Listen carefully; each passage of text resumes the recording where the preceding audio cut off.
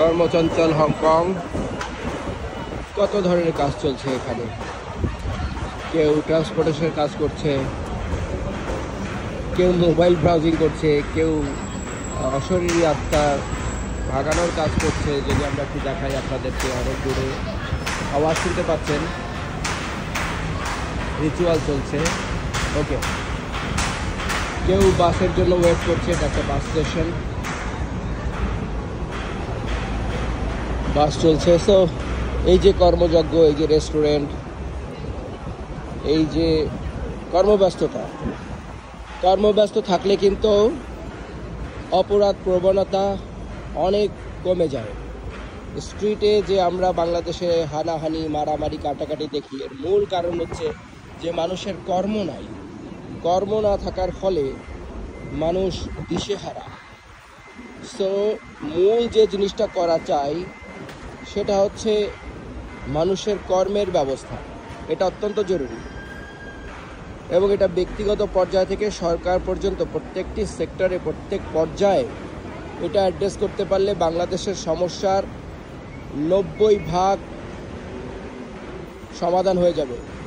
Believe me, 90%। মানুষ কিন্তু কাজ করতে চায়, আর কিছু বাজে লোক সব সমাজেই থাকে, আর আমরা তাদেরকে ডিল করতে পারি। তারা যখন দেখবে সবাই ব্যস্ত, সবাই কাজ করছে, সবাই মূল্যবান সময় নষ্ট করছে না, তারাও আরেকটা পিছিয়ে উঠে যাবে। মানুষের মধ্যে কিন্তু একটি খারাপ প্রবণতা চিরতরেই থাকে, এটা একটা চিরন্তন বিষয়। সেই জন্যই কিন্তু প্রত্যেকটি দেশে, প্রত্যেকটি সমাজে, প্রত্যেকটি রাষ্ট্রে কিছু আইন কানুন, রীতি রেওয়াজ, রসম এগুলি থাকে। কেন থাকে? আর মানুষ যদি বিপথে যায় তাহলে বিপদগ্রস্ত হয় অনেকেই। তাদেরকে প্রোটেক্ট করার জন্য এবং সকলের ভালোর জন্য আইন শৃঙ্খলা তৈরি করা হয়ে থাকে। এই জন্যই কিন্তু পৃথিবীর সর্বোত্তম রাষ্ট্রেও কিন্তু কারাগার রয়েছে। ইউরোপিয়ান সব দেশেই কারাগার রয়েছে। কোনো জায়গাতেই কিন্তু মানুষের মধ্যে যে এভিল যে স্পিরিটের একটা ব্যাপার থাকে, সু এবং কু, সেই কু যে প্রবৃত্তি, এটা কিন্তু মানুষের মধ্যে থাকে, কুরিকু।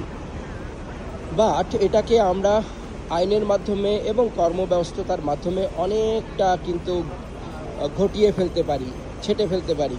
এখানে দেখুন, আমাদের দেশে মেয়েরা অনেক ভালো কাপড় চোপড় পরেও রেহাই পায় না, আর এখানে দেখুন মেয়েদের কাপড় চোপড় অপেক্ষা কিন্তু অনেক খোলামেলা। কিন্তু তারপরেও কি আমাদের দেশের মতো মেয়েদের প্রতি অত্যাচার হচ্ছে, ধর্ষণ হচ্ছে? না।